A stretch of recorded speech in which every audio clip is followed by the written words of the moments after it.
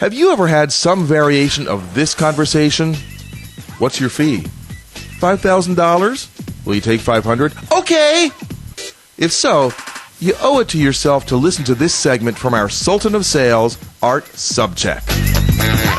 Think about the first or the last time you had this experience. A prospect asks your price, and that self-doubt creeps into your head. You think, oh my gosh, I'm quoting an amount for a couple of hours that is probably more than what this guy makes in a month. How in the world can I justify that? By the way, if that's never happened to you, well, just fast forward to the next track.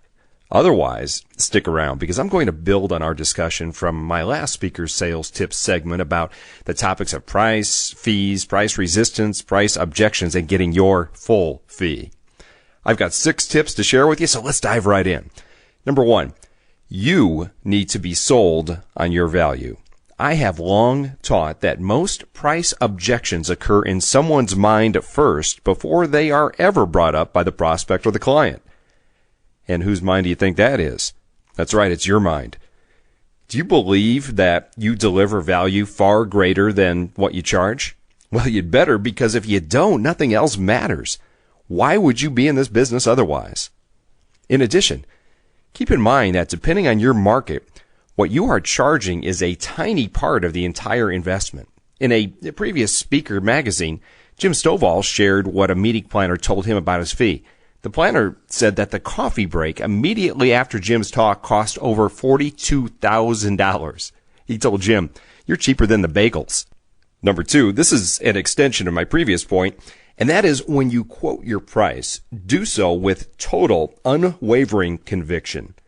Don't you love it when you're a buyer and an unconfident salesperson hems and haws when you ask the price, replying with something like, "Well, it starts out at this amount, but I might be able to do better for you." Think about it. If a speaker waffles when stating price, well, I charge $5,000, the prospect's going to wonder if he's not telling the truth, or maybe if he's ever actually gotten that price, or how much lower they can negotiate down, or worse, realizes that the speaker has no confidence. On the other hand, think of the difference when you matter-of-factly state, your investment for the day, including all of my pre-work, the development, the customization, and delivery, is just $10,000. Marketing genius Dan Kennedy only half-jokingly says that the hardest part about charging $25,000 for writing a direct mail sales letter is keeping a straight face when he quotes the price. Now, this point might sound silly to some people, but it works. I suggest practicing saying your price as if you were talking to a prospect. Role play it. I have clients who do this with their sales reps. They'll just sit around and say, the price is $3,000. Number 3, avoid getting into an early price discussion, especially when someone calls you and says, "Yeah, we're considering having you at our national sales meeting. What's your fee?" If you come back with a number at this point, you are now in a discussion about a commodity without having had a chance to build value. The way to answer the question is to say, "I'll be happy to discuss that with you. Let me ask you a few questions about your program." Now, if they say, "Just give me your price," ask them, "Are you going to be choosing someone based solely on price, or will there be some other factors considered?" Now, if they press you further at this point, give a range based on your lowest price for any program, and then a higher number. "Well, it could be between $5,000 and $15,000. That's why I'd like to ask a few questions." Now, you want to be careful about making negative assumptions about someone's ability to pay your price, especially if you're on the higher end within your market. But if you detect that you're not even in the same ballpark, you might ask at this point after stating your price or your range, how does that compare to what you were thinking? Number 4, related to the previous point, don't ask budget questions. If early on you say something like, "Well, what's your budget for a speaker?" you're now limiting yourself to what a planning committee slotted for a topic or a time slot. Is that all you are? No, a budget is a plan, and if someone wants something enough and sees enough value in it, they find a way to get it. In a minute, I'm going to talk about how to raise your value. Now, I'm not saying that you should always avoid the money question. For example, let's say you get the feeling that they have, maybe $95 to pay a speaker. You might say, Mike, I want to make sure we're both on the same page here regarding what you're looking for. So give me some idea of what range of investment you had in mind for this project. All right, number 5. Here's where we get into value. Attach a cost to their problem and an amount to the payday.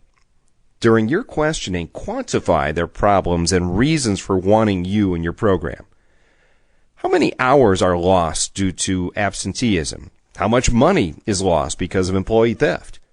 By how much could they increase their sales if their reps made more cold calls?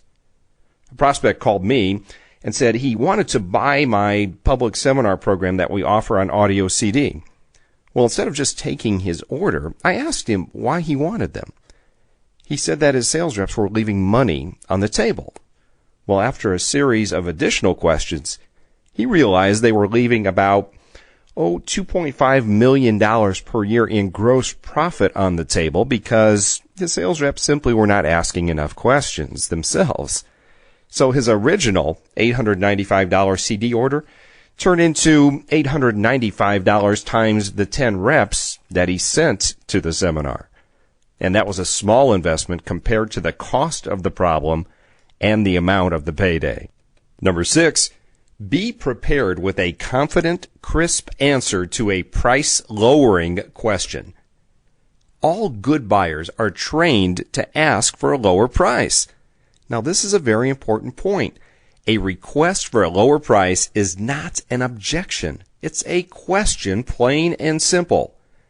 Yet, I guess that hundreds of millions of dollars of profit are lost every year due to salespeople dropping their price simply because they're asked. Hey, if a prospect asked you for $500 right out of your wallet, would you give it to him? Of course not. Yet that's what you're doing if you drop your price in response to this question. I got a call from a person at a client company. Now, I had already received the verbal agreement from my decision maker for a one-day training program, and we set the dates, and he had the letter of agreement in hand. And when this person called, I didn't recognize her name, but figured she was simply coordinating some of the details of the program. After identifying herself, she said to me, well, I was just looking at your paperwork here, and I see what you're charging us, and wow, that's a lot of money for a one-day training program. Now, I was a bit surprised, wondering just who was this person? So I responded with, well, that's the price, and everything was agreed upon. She said, I know, but everyone can do a little bit better. How much better can you do? Well, at this point, I was shocked and actually a bit annoyed, and I said, look, we already have an agreement here, and what is it that you do there? She said, I'm the person who calls our vendors and gets better prices. Well, I about fell off my chair laughing. She admitted that she gets about $1.5 million in concessions per year, get this, from vendors who already have sales agreements with them just by asking. I told her she needs a raise, but she did not get a concession from me. Here's your action step. Anticipate this question, we all get it, and prepare your answer. Mine is, that is the rate. And you say that with confidence. After I say that, I often get people who apologize at this point saying, well, I just had to ask. All right. Keep this in mind, fellow sales and speaker professional. $1 you give away is always $1 of pure profit. You deliver value that is far greater than the price you charge. In fact, you might want to consider raising your prices. Follow these 6 ideas and you'll see less price resistance and you're going to get more sales at the price that you want. Until next time, here's to your sales success. I'm Art Sobczak. Well, that convinced me. I am going to raise my prices.